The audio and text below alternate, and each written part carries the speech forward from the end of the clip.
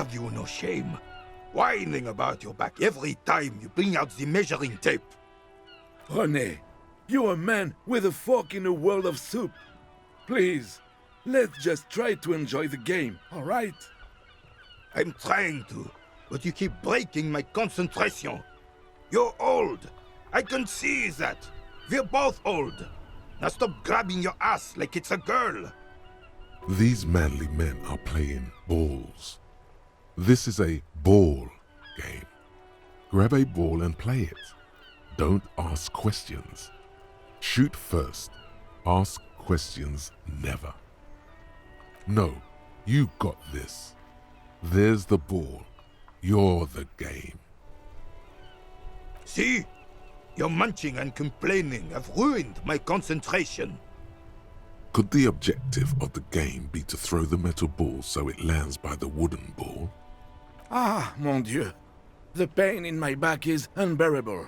I can't even say if it's in my back or hip anymore. Feels like it's in both. I hope you pass out from it, you goddamn jellyfish. Men like you are the reason this nation is sinking. Trying to throw something as close to a predetermined point as possible. Measuring. This must be the age-old game of petanque. Shush. Ignore them. They don't know what they're doing. They're old. You are letting down yourself and the team. Get in the damn game already. Doesn't matter what team. Pick a team. Any team. The blue team. You're letting them down. Get in the game and throw the goddamn ball. Eyes on the ball, Dinky Winky. Sure, officer. I am René Arnaud, and my specially abled partner here is Gaston Martin. How can we help you? I prefer the old name, Insulindian Lily. Girls brought them to young cadets when they entered service. Wearing them on your cap was supposed to bring good luck. It used to be. But the communards were fond of them too. Call them revolutionary flowers. Bells of the revolution. You know what? No. They brought me misery, false hope, and disappointment. The revolutionaries sullied them. You stirred up some bad memories there. But it wasn't the revolutionaries that sullied the idea for you, was it? She gave them to me too, and your jealous little heart just couldn't accept it. Enough! I can go over these matters in detail with you, Gaston, but not while we have company. So, officers. Maybells don't blossom yet, do they? Maybe on some remote parts of the city they do. But I think you'll have to wait for at least a month. Yes, the Debardeurs Union pays me to stand vigil during the nights. Not out of any political allegiance, mind you. I'm an old man. Don't sleep more than a few hours every night anyway, and money is tight. He feels like he has to justify himself for some reason. Yes, it does. Unfortunately, I wasn't working that night. Been on a 2-week leave since last Monday. It's a private matter. Nothing to do with your investigation. You see, officer, René is the kind of man would rather die than admit he needs medical assistance or, God forbid, sick it. A real man's man is just gonna ride it out. I'm fine, goddammit. Mind your own business. It's nothing. Just got to cut back on coffee. No one. The bus has been unmanned since last Monday. There's no other guard. It's just me. No one has been guarding the container yard since last Monday. Yes. It's not actually an issue. I mean... Look, officer. The container yard doesn't actually need a guardsman. Never had one before René. Monsieur Claire had that booth built specially for him. It's mostly decorative. The possibility Someone being in there is enough to discourage any ill-minded individuals. Evrard created this job for René because he knows the Royal Carabinier's pension of honor and PTSD isn't something a man can live off. A decorated kingsman collecting tear reflects bad on the whole neighborhood. His words.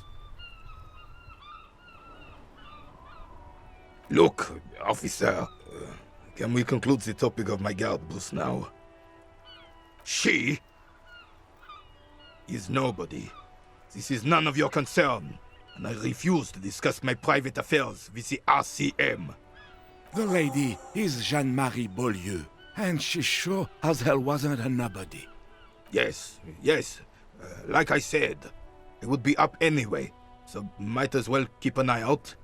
It keeps my senses sharp. Unfortunately, I don't. Unlike most of the locals, I have no qualms about assisting law enforcement, but this affair has passed me by completely. In Martinez, the Union is the law, so can you really blame them? Cop is a pejorative term. I don't have a problem with policemen. On the contrary, I admire the effort to bring order to our streets. He doesn't know about the crime. Your time is better spent discussing politics. I'm confident they are indispensable in regard to all the paperwork and other administrative duties.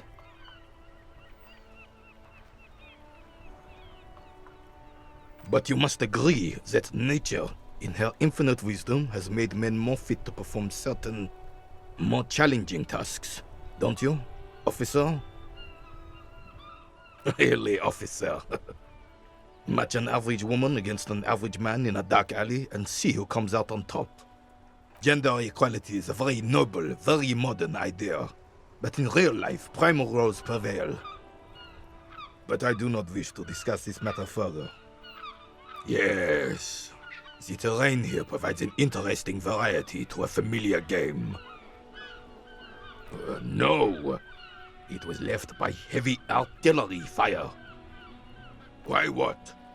Because that's what happens when communards hijack your country, execute your supreme leadership, and turn your capital into a slaughterhouse. You use heavy ordnance to clean up your home. Sadly, no. It was the foreigners who brought them to their knees. We fought valiantly. Too valiantly. So valiantly we got licked. Should have fought dirty, like they did with their suicide sex cult propaganda and mad anarchist women strapped to shrapnel bombs. We didn't so, and we lacked caliber. God bless him, but the suzerain's cannons simply weren't big enough. It was probably a bit more complicated than that. Because this place is a damn beachhead. Had to soften the commies up first. Yes, the military coordinated amphibious landing to take back Revachol. He finds your lack of historic knowledge troubling, a sign of mental deterioration in the preceding generations. Martinez was used as one of the 3 footholds in Revachol during Operation Deathblow in 08. The other 2 are off in Stella Maris and the Delta. This here is Blood Ground, where Coalition boots first made landfall and cleaned those rabid dogs out. Most likely, we're playing pétanque on their mangled corpses. Blood ground. You got old René going there. Like he isn't hungry enough already. Damn right, son. They laid the fire of hell on the city before they stormed it. And it worked, too. The rest of the city got cleaned up, but Martinez they keep as a monument. And now the Union Socialists are practically running the place. Well, it's your own damn fault. You, we, the Coalition, Revachol, whoever you want to blame, never finished the job. Officially, the party never surrendered. Of course they still hold influence. You don't even begin to truly understand the players on the table, let alone the specific circumstances surrounding the... What do you think? Thinking men have opinions on these things. Present one.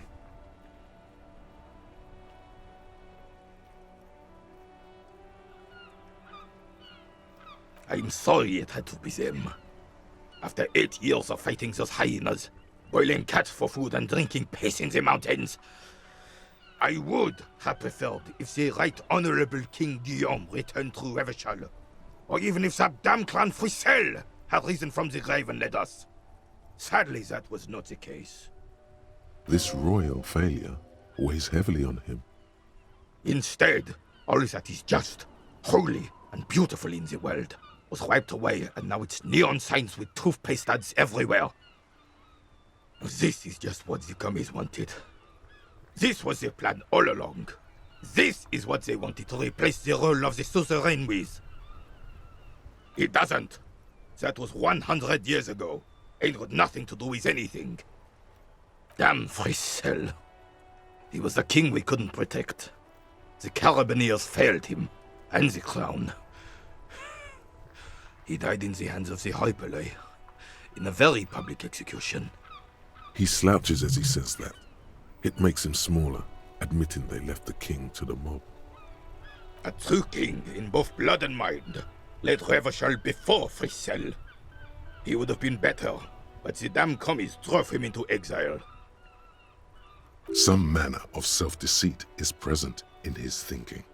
Sounds like this Guillaume abandoned him, and he doesn't want to admit it. The suzerain is the king! Has everyone forgotten already?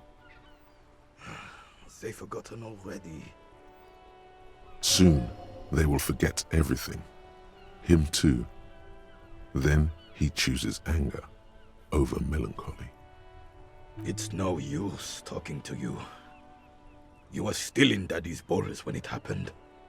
When we took our last stand against the filth and rode the cavalry straight into gunfire.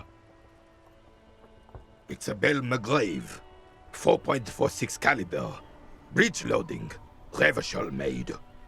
Good weapon, accurate and reliable. This one's inoperable. The bolt spring is missing and the mechanism is jammed shut. Still a beauty. Where did you find her? I'm not surprised. There are probably lots of forgotten wartime weapons lying around here. Back in the day, everyone had something stashed away. As for the rifle, I don't know what else to tell you. These BM-446s are an antique. No one uses them anymore. The ammunition is impossible to find. Ah, yes! King Philip III, on his steed. A reminder of what Revachol once was. Oh, absolutely. At the mercy of a cocaine-snorting tyrant who emptied the treasury so he could sleep on a bed of gold. A superpower, feared and respected. A testament to what this country can be under the leadership of a true king. Someone who knows how to rule. Decisively, without fear of offending the sensibilities of the frail and weak-minded among his subjects. This is something the insurgents never understood. A nation is only as strong as its leader. That's why it was such madness to try to... Don't get started on that again. What happened, happened. The Carabineer doesn't reply, but his entire being communicates unbreakable resolve. No one and nothing can change this man's mind. He is as rigid as they come, still in that antique uniform. It's a symbol for him. Oh, old Philip was a big fan of the purple nose candy the nobility loved so much.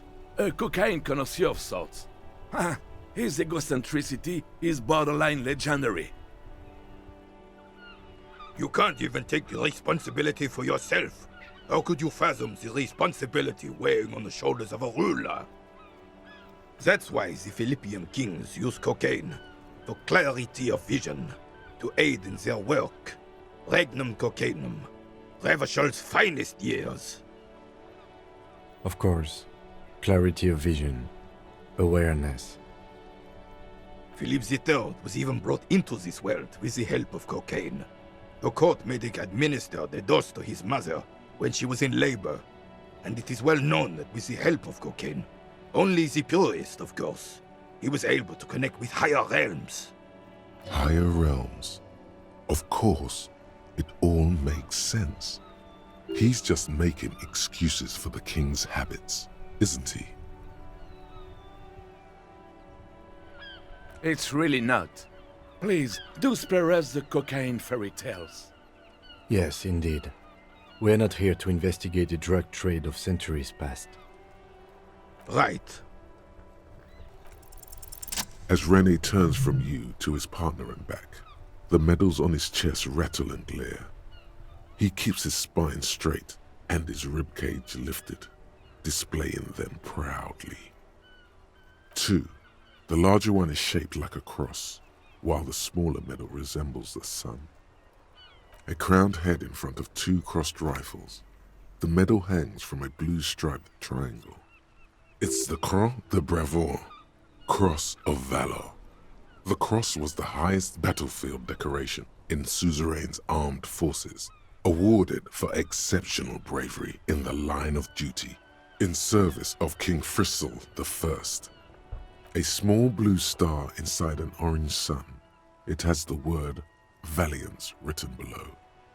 The setting sun was a decoration used to distinguish seasoned combat veterans in service of King Frizzle I during the Revolution.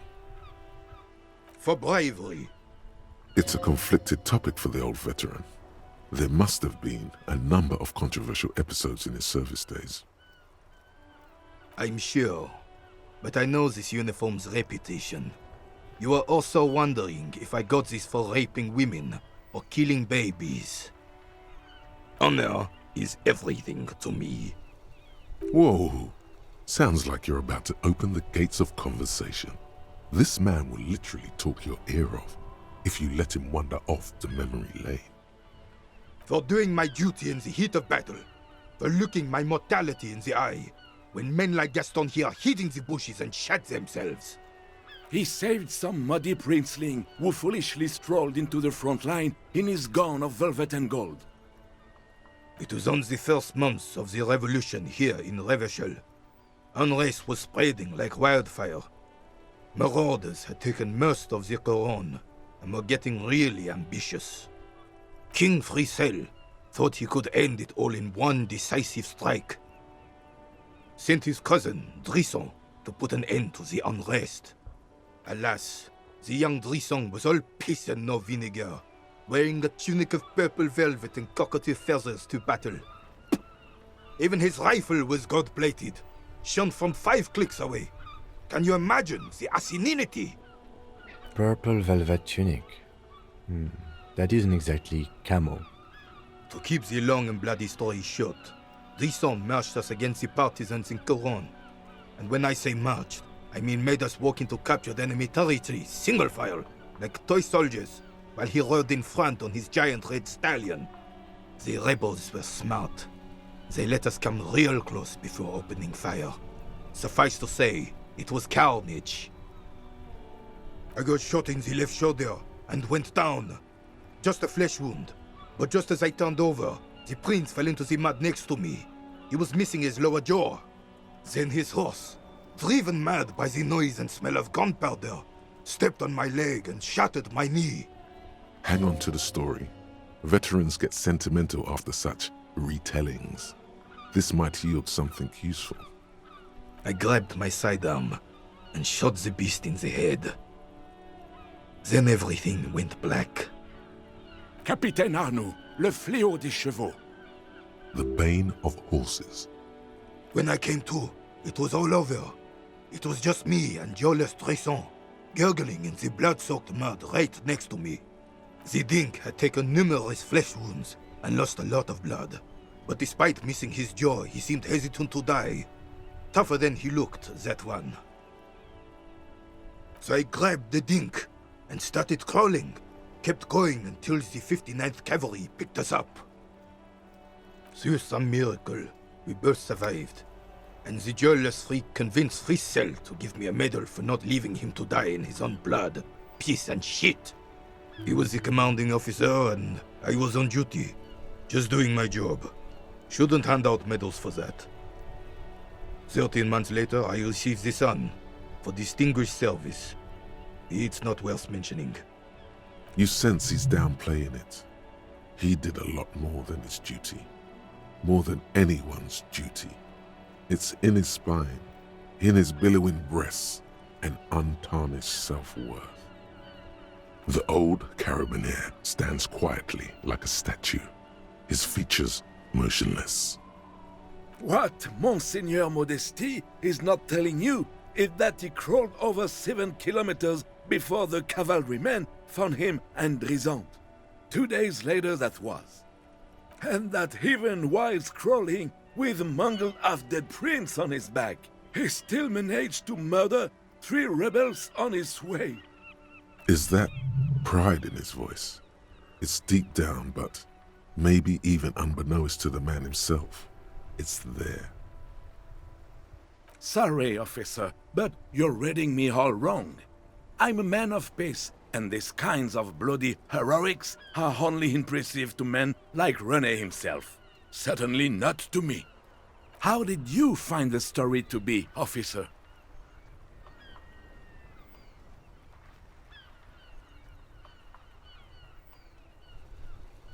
Bon Dieu. You and Gaston must be related. His blood runs yellow too. Maybe, but also bear in mind, officer. They don't end this out for anyone with a service record. Oh no, you have to get shot. Repeatedly. And you need to get your hands bloody too. Really, really bloody. Do not speak of what you know nothing about, Poltroon. Duty is something you will never understand. Bah! There were many such stories in those days. Many such men too. True Revacholians. Men with backbone. Oh yes, René, yes. Men were bigger, girls were prettier, and everyone wore the fascia. Lord, please bring those days back, if you can. I'm not getting into this with you again. Officer, was there anything else? You should try to come up with a heroic story of your own. Impress this old soldier. Go long, go deep, go unconventional. Sure, officer. Let's hear your take.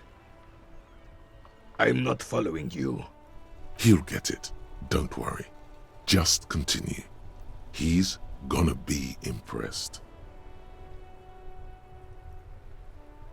The man stares at you, silently frowning.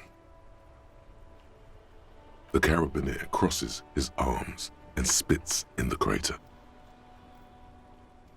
You're talking about getting blackout shit-faced drunk and going into delirium, right? The lieutenant looks up from his notes and nods to the old carabinier. How so, then? His tone is like that of a drill sergeant addressing new recruits. The lieutenant sighs audibly, but keeps his eyes on the notebook. And I thought getting my knee shattered and surviving on rat carcasses in the trench was bad. Here, have one of my medals. You've earned it, officer. Extremely rigid principles this old soldier has. Don't leave room for a change of heart or backing out. The medal is yours. The veteran of numerous armed conflicts extends his right arm with the setting sun in his clenched fist and an expression of utter disbelief in his eyes. Flashes of bloody and terrible scenes of war, men dying, horses shrieking, blood sinking into sand and snow and asphalt and fertile black earth. All of this accompanied by a musical composition telling of heroism of old, when men were bigger in both body and heart. You feel strange kinship to this old soldier. You and him are the same now. Was there something else you wanted to take from us? I don't think there was anything else I wanted, was there? You got the medal. Now let's solve the crime. Hey, psst. Yes, you. Word on the street is you're ready to start building communism again. Yes, you're ready to start building communism again. You've built it before. They've built it before. Hasn't really worked out yet. But neither has love. Should we just stop building love, too? Good. We need tender men like you building gargantuan communism. Word on the street is it's going to be 10,000 times larger than any communism previously attempted by human beings. Is that right? You keep saying things like, down with the bourgeoisie, eat the rich, sodomize the landowners, impale all people who have more than 25 real in their pocket, literally murder all human beings regardless of their political beliefs. That kind of stuff. Oh yes, the mask of ambivalence. Don't deny it. You're about to rip it off and reveal the monstrous seven-eyed lamb of global communism that would devour and masticate mankind.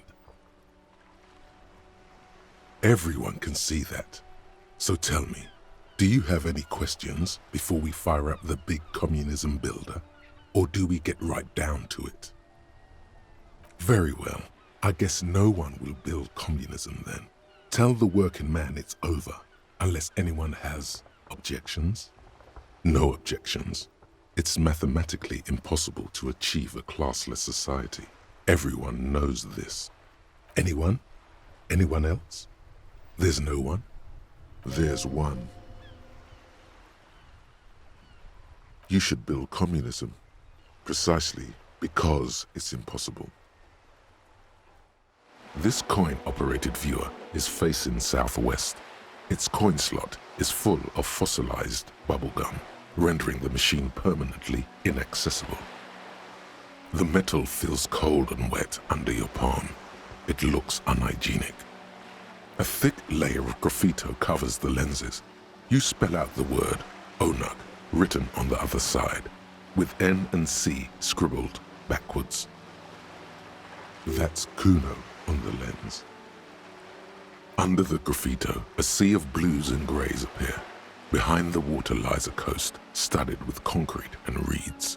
On it, a church on stilts, lanky weather-worn wooden planks, an X-shaped cross topping its tower. You know this to be the star of Pericanasis, or the Cairo, the central symbol of the Pericanassian church, a star, a great moral height to be strived towards. The church looks old and weather-worn. There are no lights in the windows. Around the large wooden building you see chunks of sea ice gathered on the beach, and a small tent set up on the ice. Probably some kids. A simple but clever solution to ruin in a coin-operated viewer. It took ingenuity. This coin-operated viewer is facing south. The instruction manual says to insert 25 centimes and pull the handle while looking inside. Then use the focus knob to zoom in if necessary. Why place a tourist attraction in the middle of such poverty? There was a revitalization project in '49. A design studio tried restoring Martinez to its pre-war glory. It didn't stick. They got as far as the street lamps and that statue on the intersection before something went sour. I suspect it was Erard's Claire's doing. He muscled them out. It's how it usually goes around here. We should have done something about the Union 10 years ago. That ship has sailed, officer. Your money disappears into the coin slot. A clunk, the ring of metal. The curtains on the display open. You lean in to catch the view. It's blurry, different blues and greens. In the middle of the shimmer stands a drab grey shape, like a ghost. The lenses shift. The ghost sharpens into an islet in the bay. In the ruins, a man-made structure is visible, a half-sunken sea fort, its concrete almost reconquered by nature. It looks as if it was abandoned quite some time ago. Nothing but a rotten tooth remains of the anti-aircraft tower. A lonely birch tree grows out of it, its leaves ripped from it by the winter wind. The little brave birch tree seems to wave back in the wind. Really? I don't have the eyesight to make it out. A sturdy metal door guards the southwest entrance to the apartment building. It's locked. The door rattles against your knuckles, but there's no response. The door rattles again, but this time you hear an elderly woman's voice calling out from inside. Stop banging on the door! I'm not letting any more strangers inside. Ha! The police? Everyone knows the police don't come round here. No, I already told you I won't be responsible for any more strangers getting into the building. Go check the backyard door. Maybe someone there will. Backyard door? There must be another entrance to the east. Madame, I assure you, we are real police officers. There is no reply. Just faint, sweeping sounds inside. The streets will flow red once more, a great torrent rushing down Rue de Esperance. You wait and see. The streets will not flow red with anything. Who are you? I'm Cindy the fucking Skull. What else do you want to know? Date of birth, blood type, the last time I was tested for Hep C. And here I was trying to be polite. Just can't win with you pigs. She's grown frustrated with her work and welcomes the opportunity to challenge authority in other ways. The lieutenant furrows his brow at another one of your eccentricisms. Hatred, disgust, it's difficult to tell which of the two is more present in her girlish features. The woman on the boat does not notice her staring. That is on her. Someone's got to keep an eye on her. Ozon is an archipelago 2 days' travel away from Rivershore. Its moneyed residents, used to posh restaurants and upscale boutiques, rarely have reason to visit Martinez. Probably the Wild Pines rep. We should talk to her. She's a professional negotiator, though. I have the feeling she will be very cooperative while telling us nothing. You should take the lead. Ask her unexpected questions, Do your thing. Don't be afraid to get a bit wacky. Throwing her off is our best bet. Good idea, piggies. Run along now. Fuck her shit up good. Impound that boat while you're at it. I'd like to watch her swim back to Ozon. Can't you tell? I'm painting a beautiful mural, an aereo graffitio visible from low orbit. I haven't really started it yet. I'm waiting for the right words. This place is severely lacking in havoc. Not even the occasional trash can fire to break up the tedium.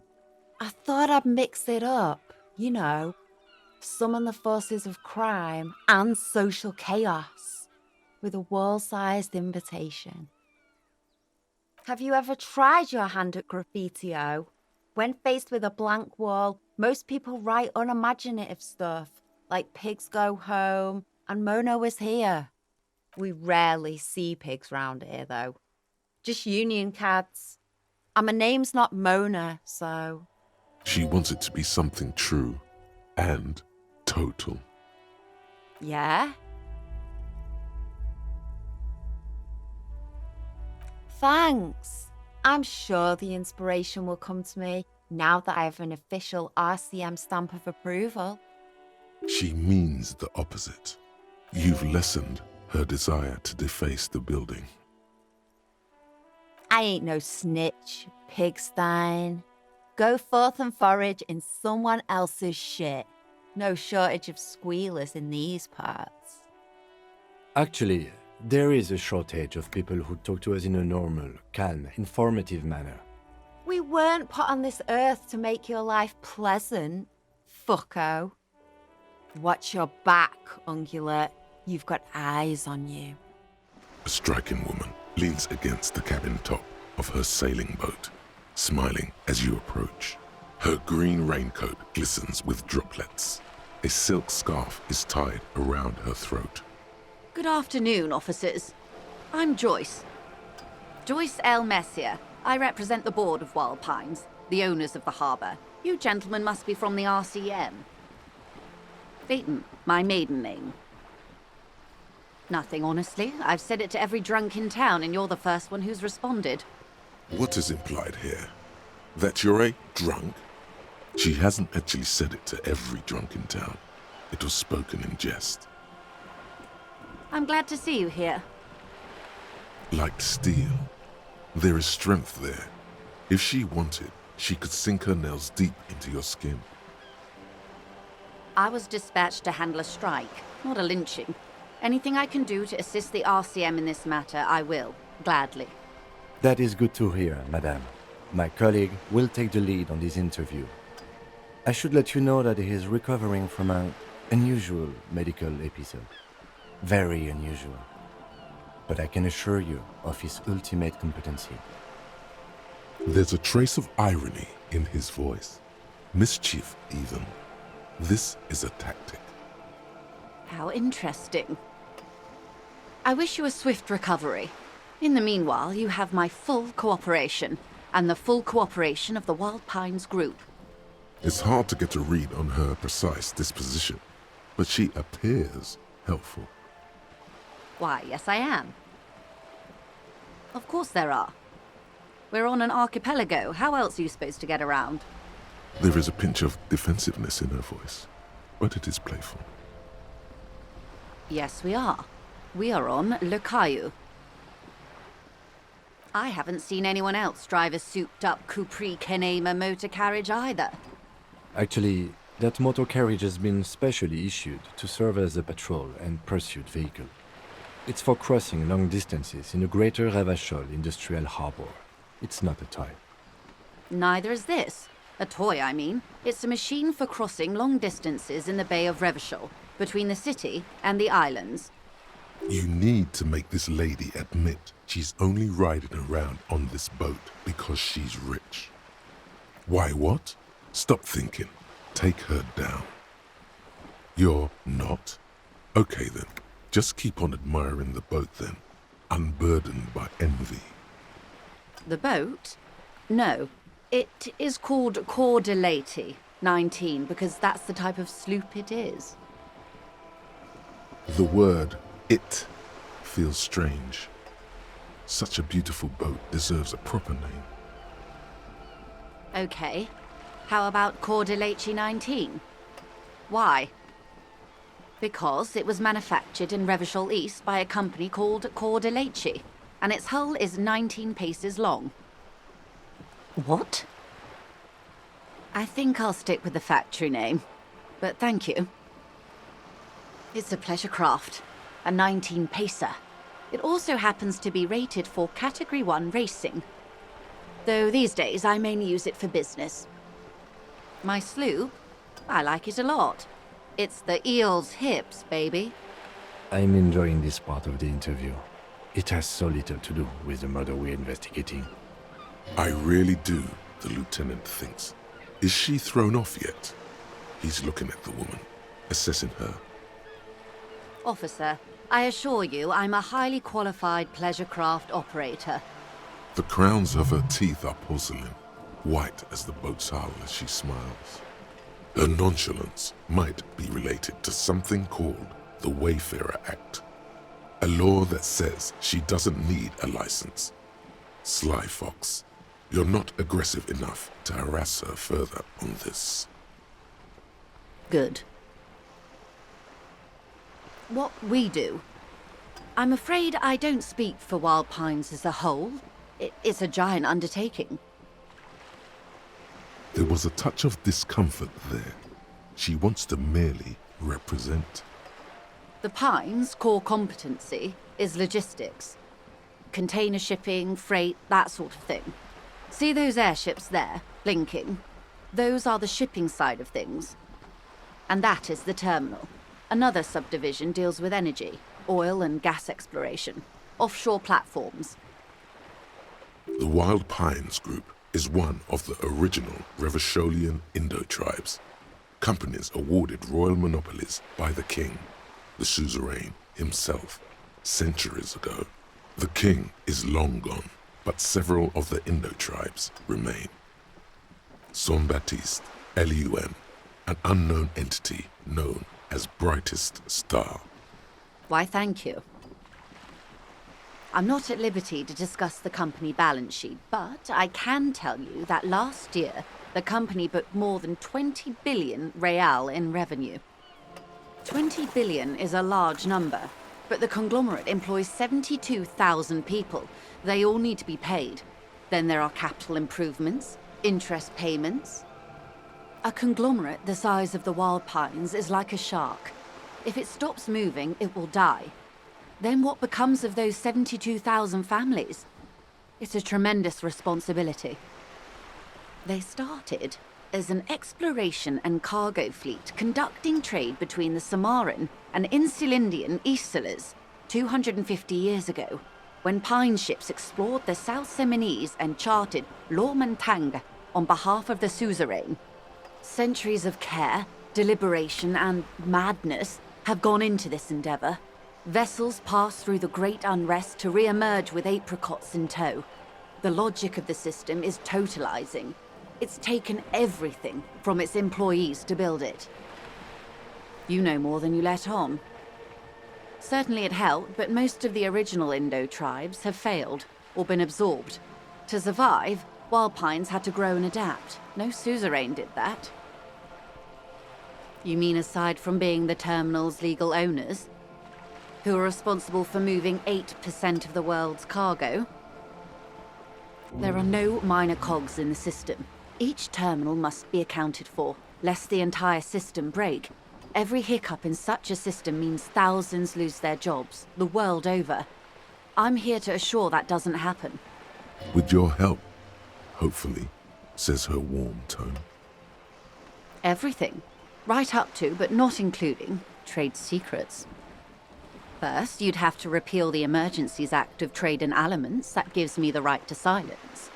It's quite the octopus. Why? By throwing off half a century of foreign domination under the Coalition. Unfortunately for you, the Coalition also leases you the right to police West Revachol. You'd be shooting yourself in the foot, in other words. But I am derailing us. You wanted to know about the strike. I believe the official title is Senior Labour Negotiator. In practice, I'm a grocery clerk. I relay the union's demands to Wild Pines and return with Wild Pines' counteroffer. And how are the talks going? They're not. That's the problem. The union stopped all negotiations a week ago, after that awful lynching took place. Now they won't even let me into the harbour. There's a 2-meter-20 racist behemoth blocking the gates. Yes, Jean-Luc Measurehead. Let's say I was not making the kind of progress I'd hoped for when I first arrived. And when did you first arrive? I arrived 3 weeks ago. Yes, in the middle of February. The bay was still partially frozen then. I prefer to do these things on site, like the RCM. But the strike began in December. I wasn't the original negotiator here. I took over after Mr. Gaumont hit a wall with Mr. Clare, the union boss. Mr. Clare refused to speak with Gaumont despite concessions he'd granted the union in prior negotiations. This isn't the first time the union has gone on strike? Heavens no. There have been 2 prior strikes. Both times the union won significant concessions, including overtime pay and a medical plan. This time their demands are more, I guess you could say, aggressive. Ludicrous even. It's meant. Mr. Clare told him to... how did he put it? Fuck off, midget. Gaumont is short of stature, you see. Yes. Keep in mind, this is a negotiator Mr. Clare has worked with before, and who was more than fair with him and the union. Sounds like usual aggressive posturing. There are leaflets everywhere, and banners. What did they say again? Oh, yes. Every worker, a member of the board. Most of the workers probably don't know what that means. In its defense, another said, demand democracy. Pretty tame stuff compared to every worker, a member of the board.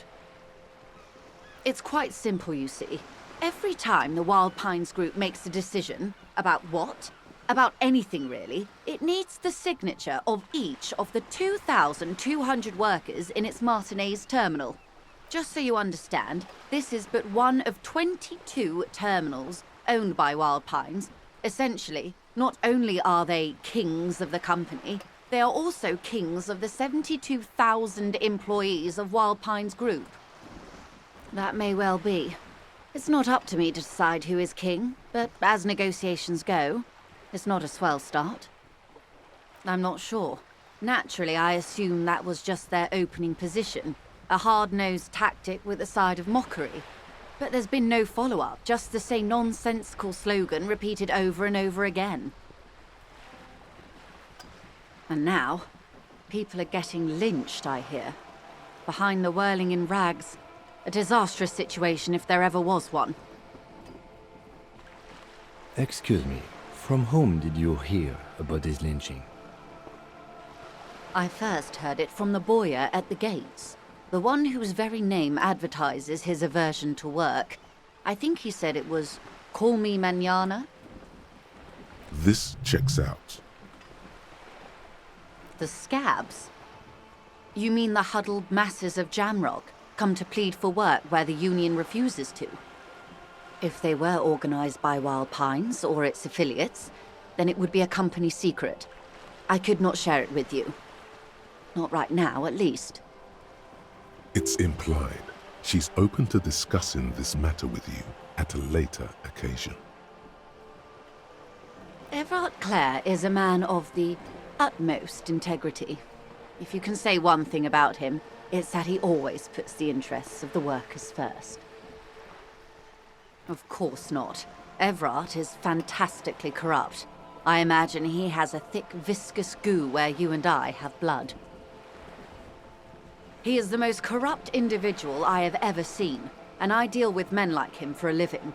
If there is anyone more venal, more irredeemably nepotistic, then it's his twin brother, Edgar. Have you seen him? Edgar looks exactly like his brother, except for that lazy eye. He also talks exactly like Everard does, and when one's term as foreman is up, the other takes over. It's how they circumvent the term limits, you see, with a funny little switcheroo. While in office, they've embezzled God knows how much of their workers' dues. The Débardeurs Union was once a perfectly normal institution. 20 years ago, anyway. It must not have been easy to establish under the Emergency Act, but they did it. I can respect that. Organised labour at its best, as they say.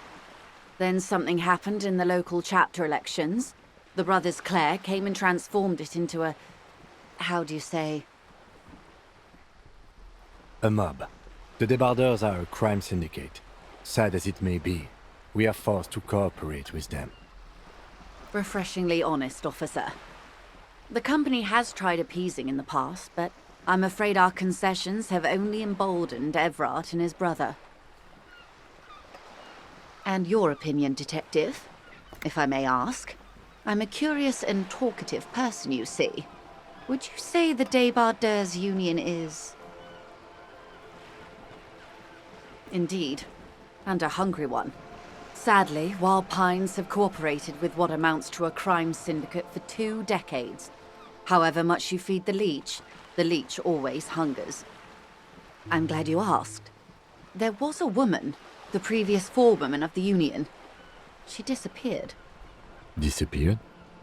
Yes. On the last day of the local chapter elections, her daughter phoned in and said she wasn't running anymore, or coming to work. Ever.